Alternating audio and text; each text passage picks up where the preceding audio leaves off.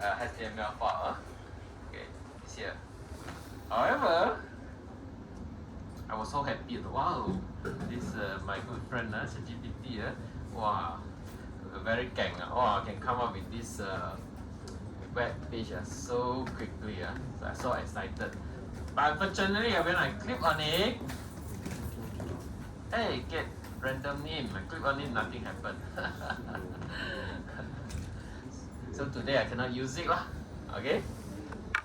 Don't worry, I definitely will do the troubleshooting. I want to use this web page. So we need to say, okay, I will ask questions starting for next week. How I ask the question, I will use the new version of it, of course. The big one, guys, from Orville. Okay? So make sure you are here.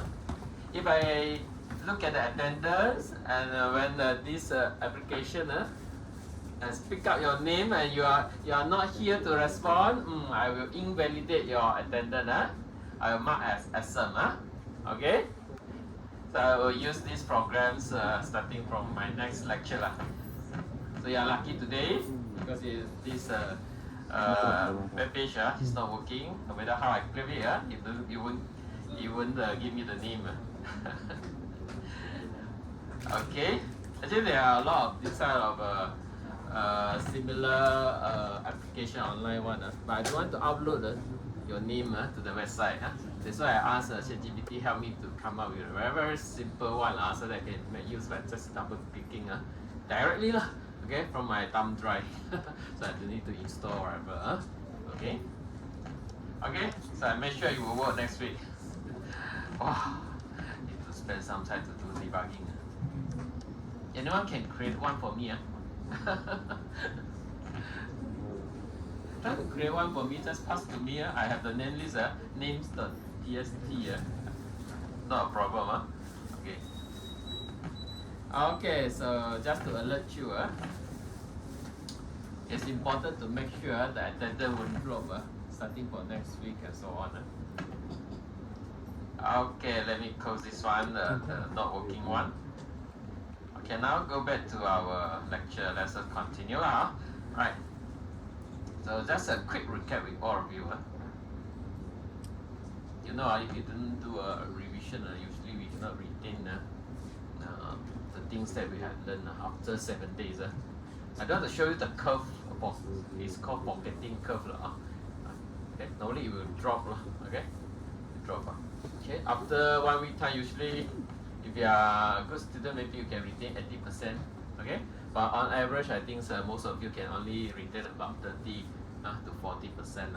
Okay, so you need to have a very quick recap on what we learned. I just want to recap one important point. The usage of public key cryptography in blockchain technology. I explained to all of you, right? I believe you can tell me immediately. Actually, there are two major usage of this public key cryptography. The first one will be, first time seeing you sitting in front of. So, can I give you one usage how we can use public key cryptography in blockchain. Don't tell me the story that I told you last week. Bang! When there is a lightning, 0 become 1, you want to check the index. No, that one is has function. Sorry. Don't tell me the encryption. Okay? Of course, public key cryptography is for encryption, decryption. Okay, apart from that, okay, in the context of blockchain, what can you use that for? For send the coin. Cryptography, public key cryptography. We are talking about cryptography. We use cryptography to send coin. Alright? Okay. What we can do? There's I don't have the just now the random picker. It's very useful. Well, I need to come close to you. Okay, our friend here. Okay, our friends. Can you share with us any usage of public key cryptography in blockchain? What we can use it for?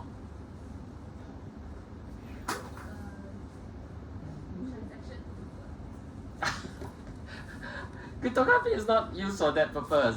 Okay. The main important. Okay, I give you the first point that I mentioned in my previous lecture. It's good always to test your memory. Okay, to make sure that you understand.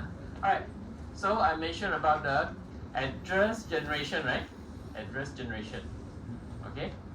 So one of the usage of public key cryptography is to generate the address. What's address? Address actually is your account for that blockchain network. You want to use it, you must have an account, right? Remember, no one is going to give it to you, right?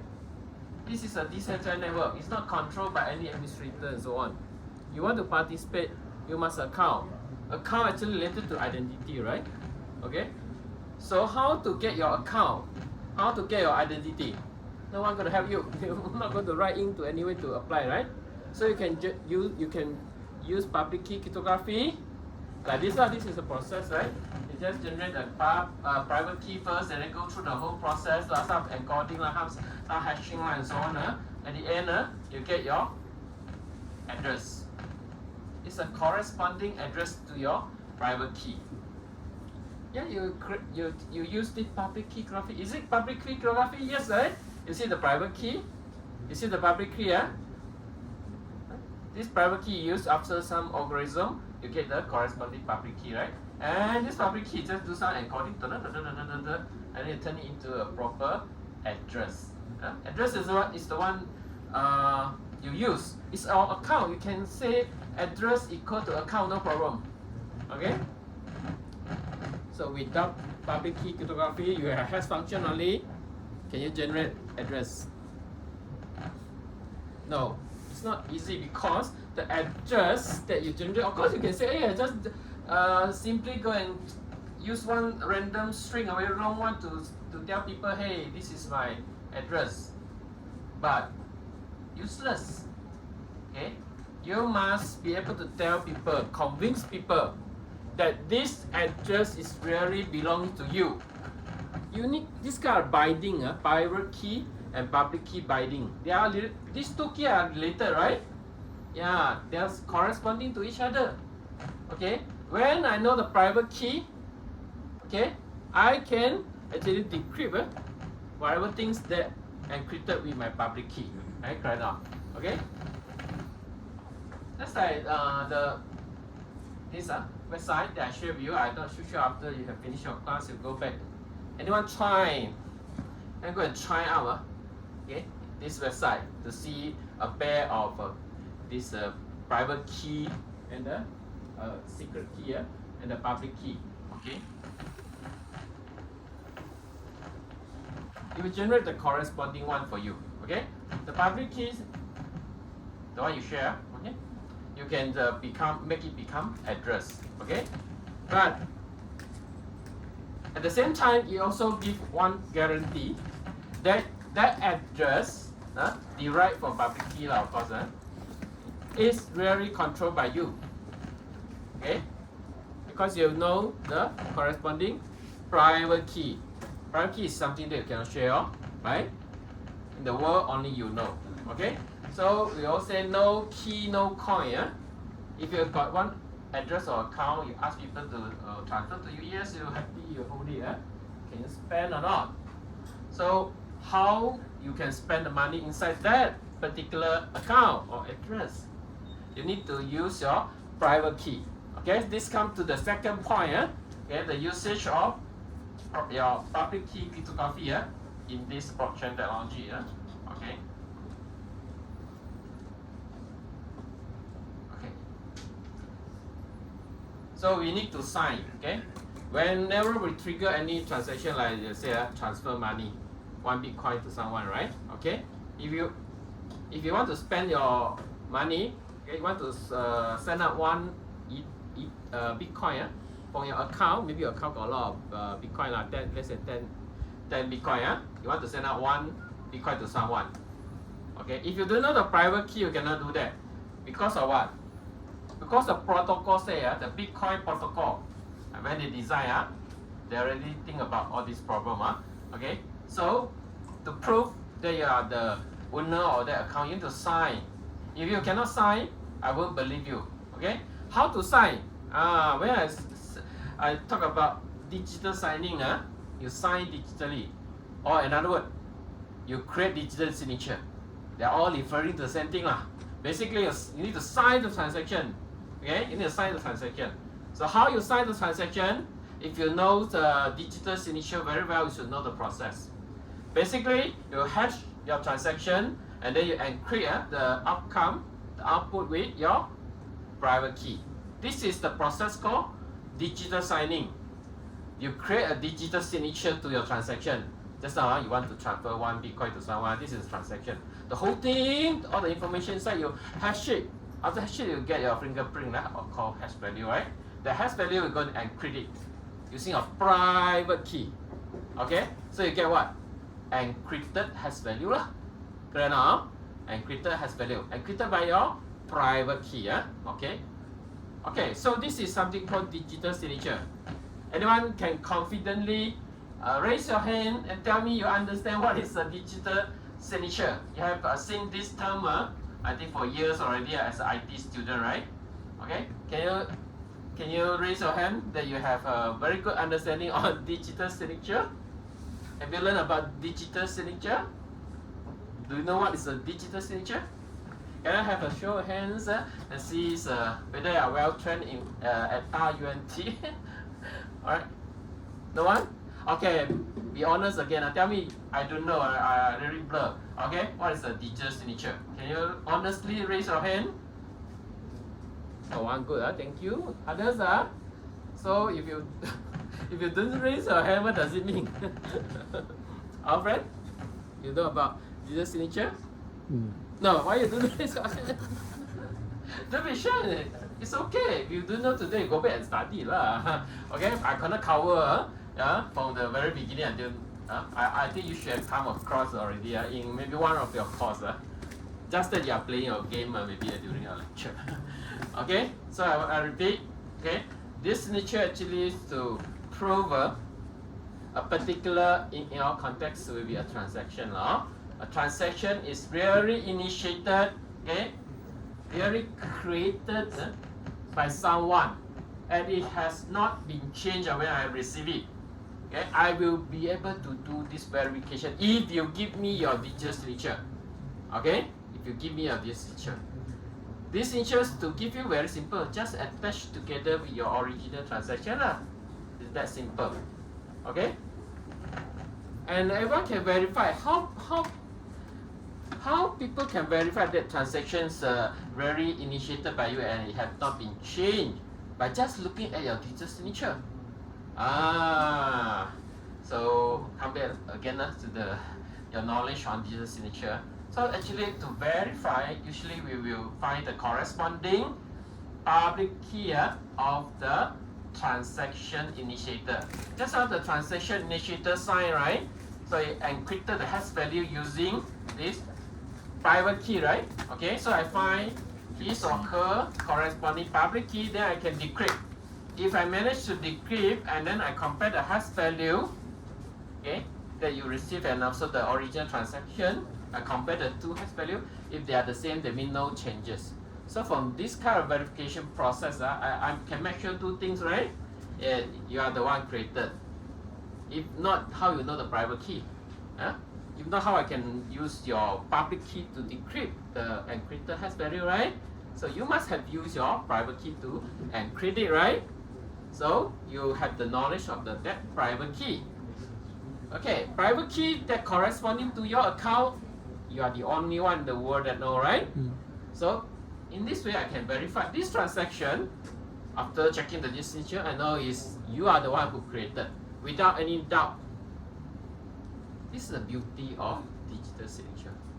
Okay, and additionally, you also can guarantee another thing, that the transaction, whatever thing inside the transaction, 1 Bitcoin is 1 Bitcoin, I cannot change to 2 Bitcoin and so on. Okay, so the content of transaction have not been modified. Okay, wow, you should be happy. You guarantee two things using digital signature. I know you are really the one, not someone else. You are really the one who created that transaction. Happy, confirm. Okay, I trust your system. Okay. And then I guarantee no changes. You are initiated, yes, but during the transmission and until I receive the final transaction, I also guarantee no one change the content. Also through digital signature. So happy, Okay, I cannot talk too long for this. This is a small part of today's lecture. So my humble request to all of you, ask your good friend who's your good friend? I cannot only point to you, sorry. Who's your good friend? Excellent. not Google Bar or what. Okay, can ask. Actually, ChatGPT will tell you, very, very clear way. Okay, I leave it to you. Okay, so I'll only come back to just now my question.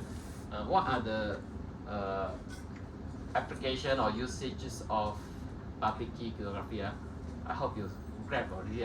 One is to generate address. One is to give you the digital signature. Okay, these two. Okay, so the rest I don't want to repeat. Okay. Okay, so now let's go through together this question that I always ask question at the end of the class. Last week I didn't have enough time to ask you this question, so I asked today. What do you think? Can hash function and public key cryptography alone? These are the two technologies that we have finished discussing. Only two, right? Only two technology, right? Until now, okay? Because the whole chapter is talking about those technologies underlying blockchain, right? We have hash function, we have public key cryptography. Now you start to see how they are being used, okay, to realize blockchain technology. But if I only have these two technology that we have discussed, would it be sufficient to actually to let people believe in blockchain technology, to use blockchain technologies for developing applications and so on? What do you think? Hash function. Anyone thinks these two enough okay, for blockchain technology? So basically, I know most of you should know the answer. The answer is no. We need more than that. Okay, so that's why okay, we need to continue with our second part.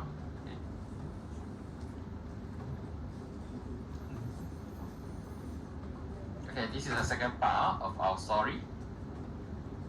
Okay, apart from that, of course, we need other technologies. I think in my first class when I introduced blockchain technology, I did mention to all of you, right? So blockchain network actually consists of a lot of nodes, right? Okay, a lot of nodes. Okay, and then each node actually will have the same copy or ledger, right? This is something that we have mentioned. All of you should know, right? In the blockchain network, we have a lot of decentralized nodes. Okay. So they're all holding the same ledger, okay? So because of this, okay, so you cannot use a conventional client-server architecture, okay, or any this centralized system to realize our blockchain network, okay? So we need to consider peer-to-peer network for this blockchain technology. You cannot use other centralized network. Okay, agree everyone? I think agree. I think peer-to-peer also not something new to you. Okay, so I'll go very quickly. Okay, this is just a networking or this system architecture. Go very fast. Most of you know. Okay, you can give me example of peer-to-peer network for sure. Okay, one. Just give me one enough Example of peer-to-peer network, the famous one that you know. What's that? I heard from here, is it? I don't want to point, just shout out loudly. Okay? Any example? Start with B. BitTorrent you used before? No? No one use it? BitTorrent, Napster, and so on. Okay?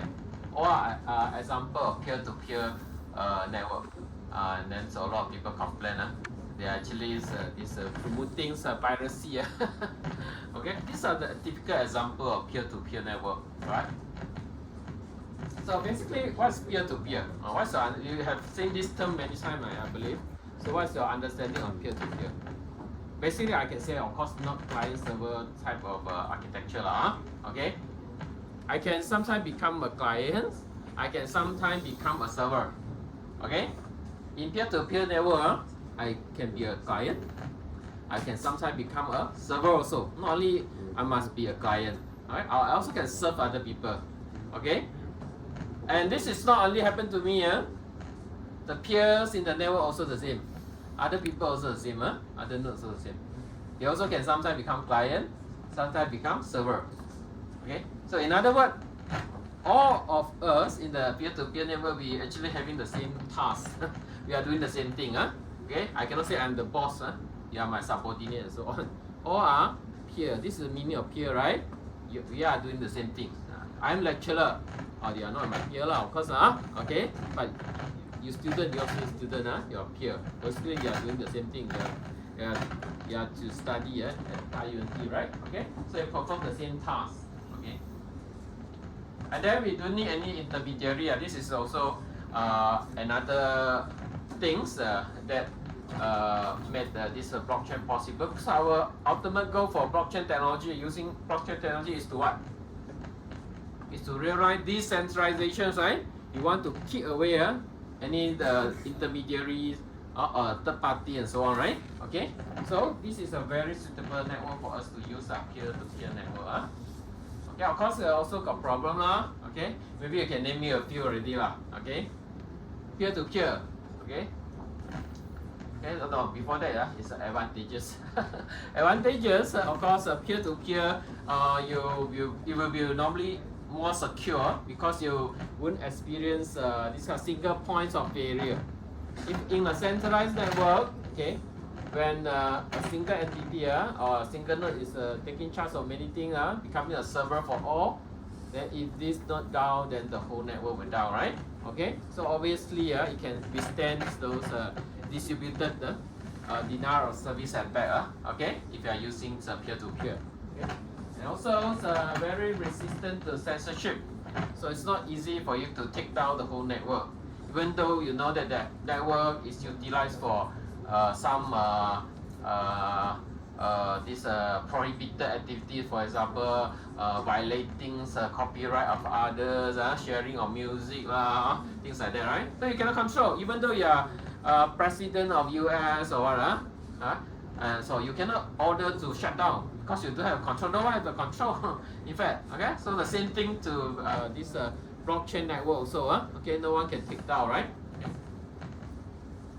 Okay, of course, there are some disadvantages also lah if we use this peer-to-peer network. Okay, for example, okay, when this is talking about the blockchain technologies, when we use peer-to-peer blockchain technology, peer-to-peer network in our blockchain technologies, okay, we need to have a massive amount of computation power because when we have a single transaction, then it need to be added to every node, okay, because this is peer-to-peer, everyone need to hold the same copy, okay, so it take a lot of effort, okay, and times and so on, okay, for you to get these distributed ledgers, and then it can be less scalable, okay, because if you want to communicate with so many peers in the network, okay, the overhead usually is higher, okay.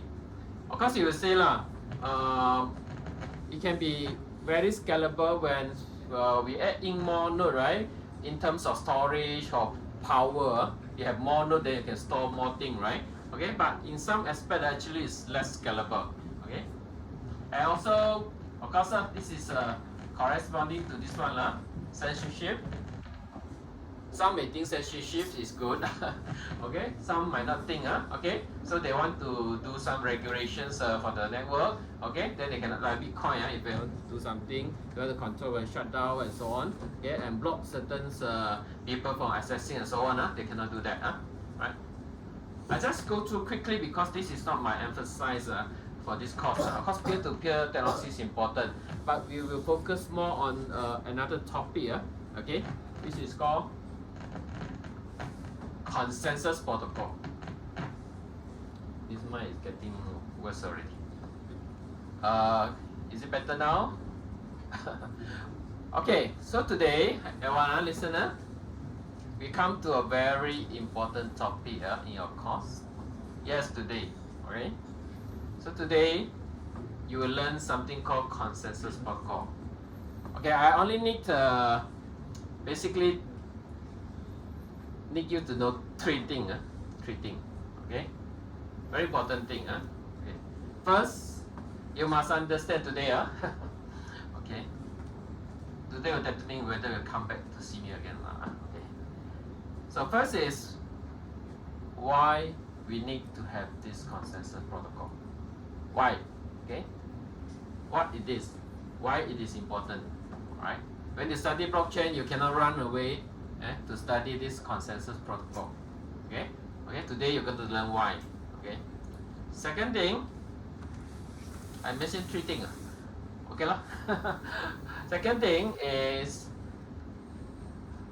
this one of the example, okay, of the consensus protocol. Okay? The common one. One is called proof of work. Proof of work.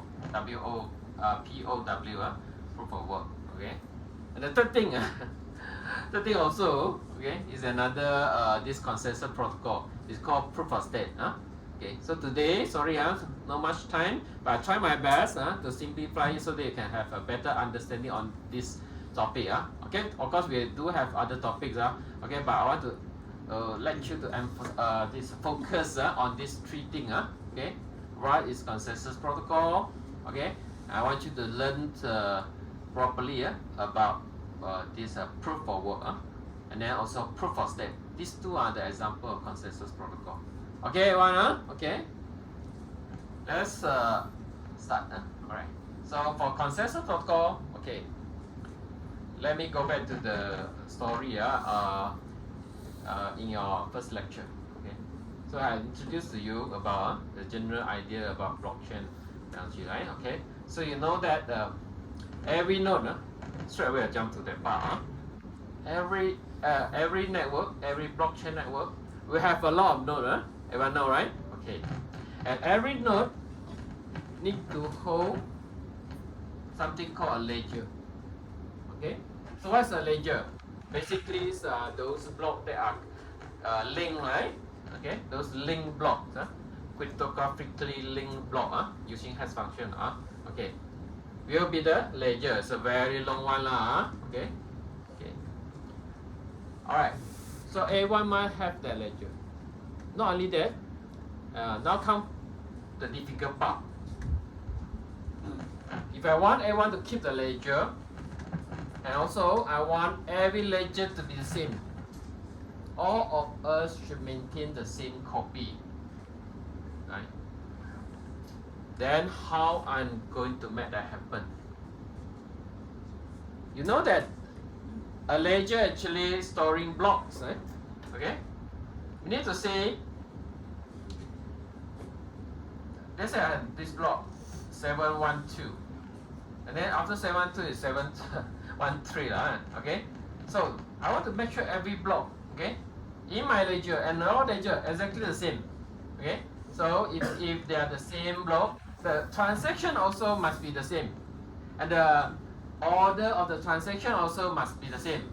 The first transaction is this transaction, the next transaction this next transaction. I look at your block in your ledger, I also need to make sure it's the same. Okay?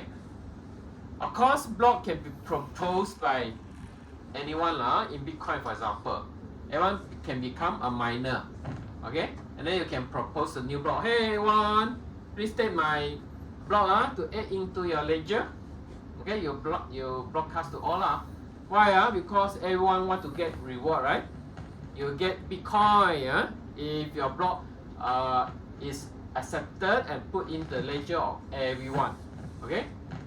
Of course, you want or not? If you know, if you know what's the block reward, we call it block reward. The reward that we're going to give to you as a miner, if you manage to get your block proposed, accepted by everyone, and put inside the ledger, you get a very handsome reward. Currently, at this moment of time, I use Bitcoin as an example. You can get 6.25 Bitcoin. If you manage to propose a block, and then this block will be accepted by all and add into the ledger. Yes, congratulations, 6.25 Bitcoin is yours already. The money will transfer to your account. You know how much is 6.25 Bitcoin? What's the current price of Bitcoin now? Anyone following the price of Bitcoin? Can you tell me? Malaysian ringgit, please. No one know? Too lazy to check. I think it's below 140,000 ringgit, right? Okay, give you an idea what you can buy with this 140,000 ringgit. You can buy maybe if I take Proton for example, I think it is sufficient for you to buy X90 lah, SUV lah, a big one, the latest one from Proton. Okay, so if you got 6.25 block reward, that means you can buy more than 6 this car lah, this SUV. Okay, so everyone want to earn this reward, right? In this case, right, it's very handsome. Okay. Alright, so if you want, you propose. Then you also propose. You also propose. The guys there also propose. Then all the blocks flying around, broadcasted to all. Hey, they say, hey, use my one. You also say, use my one. I want to get money. Okay. Oh. Then just now I have a very important requirement saying that you must make sure everyone you have the same ledger or not. Okay, you must have the same ledger, right? So how to make sure you have the same ledger? That means